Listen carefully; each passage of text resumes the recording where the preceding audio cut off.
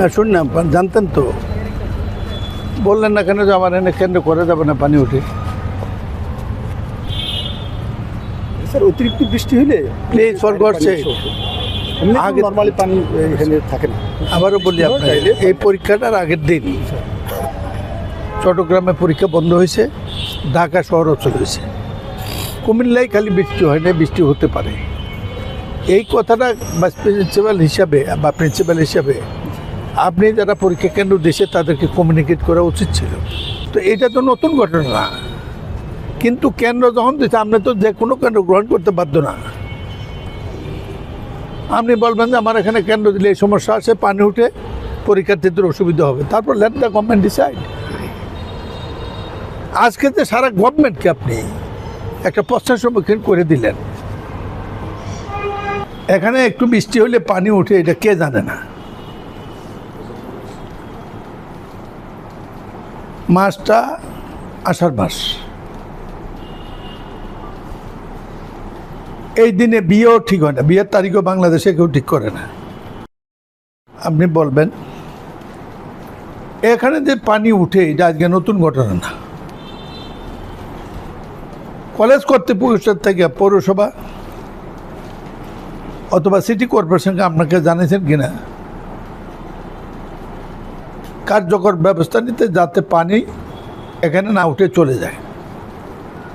এমন কোনো প্রমাণ আছে কিনা? এক নম্বর, আপনাদের কোনো চিঠি আছে কিনা?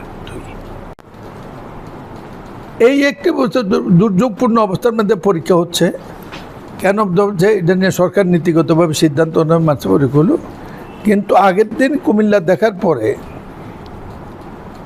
আর ঢাকা এবং দেখার পরে কারো জানতে বাকি নেই ঢাকা শহরে কী অবস্থা। চিটাঙ্গে পরীক্ষা বাতিল হয়েছে একবার। কি আপনি জানাইছেন যে আমার এখানে পরীক্ষা নেই, অসুবিধা? আমি কেন্দ্র হবে আপনার এখানে, কেন্দ্রে ঢুকার পথে নাই। কেন্দ্র এখানে বাঁধলে আপনি দোতারা যাবেন, কিন্তু যে কোনো একটু বৃষ্টি হলে ঢুকার পথে বন্ধ। পরীক্ষার্থীরা আর যাই হোক সব কিছু করেন, সে যাতে নির্বিঘ্নে কেন্দ্রে ঢুকতে পারে, এটা আপনার দায়িত্ব। তার মানে ওনার দায়িত্ব, ওনার মেয়ে পরীক্ষা দেখবে, উনি ভাইস প্রিন্সিপালের দায়িত্ব থেকে মুক্ত হয় নাই। যদি উনি সরকারকে বলতো আমি এই সময় ভাইস প্রিন্সিপালের দায়িত্ব পালন করব না, তাহলে সেটা ভিন্ন কথা। দুই, তিনটি বছর আমাদের প্রশাসক আসছে এখানে, থ্যাঙ্কস টু হিম। এটা কিন্তু ছাড়া হবে না। এটার কারণে যে সরকার বিব্রত হয়েছে, যে যত 16 আনা জবাব দিতে হবে। আমি আজকে বন্ধের দিন আসছি,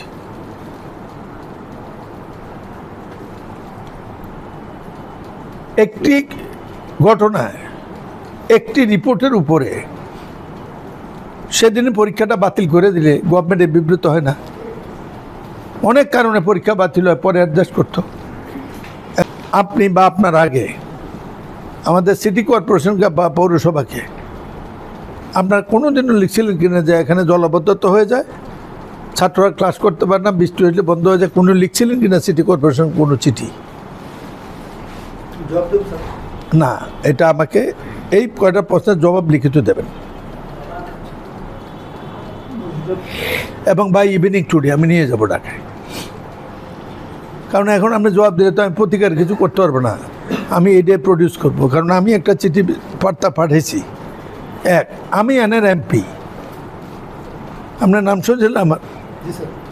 আপনি এই কলেজের কোনো সমস্যা, বিশেষ করে এই মানবিক সমস্যা, জলবদ্ধতা, এইটা নিয়ে আমার তো ভিক্টোরিয়া কলেজের প্রিন্সিপাল 3 বার গেছে এখন পর্যন্ত, ডিগ্রি কলেজের পানি লইয়া। অজিত গুহা কলেজের প্রিন্সিপাল 20 বারেছে। আপনারা একটি লোক তো একটা দিনের জন্য বলেনও না যে আমাদের এই সমস্যা কিছু করা যায় কিনা। দেন প্রতি বছর, এটা বর্ষাকাল, পানি কিন্তু উঠে। এক, 2 নম্বর, শুধু আমি একটি বাদ দেন, এটাও বললেন না, রুটিন অভ্যাস হয়ে গেছে। কুমিল্লা 50 বছরে পানি উঠে, আমরা তো সবাই নেতা। ড্রেনের পানি বাইর যায়, বাড়ির পানি ড্রেন যায়, এটা আমরা কুমিল্লা শহর না। আমি শুধু বলছি, যখন আগের দিন পরীক্ষা বাতিল হয়ে গেল, তখন তো আপনার একটু সতর্ক হওয়া উচিত। That's the thing. যে কাজটা সকালে করছেন এই যদি আগের দিন রাতে করেন তাহলে এত বিতর্ক হয় না। 3 নম্বর প্রশ্ন, আপনি কোন পরীক্ষা কেন দেওয়ার সময় জানালেন না? এই কলেজে পানি উঠে প্রত্যেক দিন, এটা যারা আপনাকে সাহায্য করতে পারে, মেয়র সাহেব, এই কয়দিনের জন্য এমপি সাহেব, কোনো একটু জানাইছিলেন কিনা?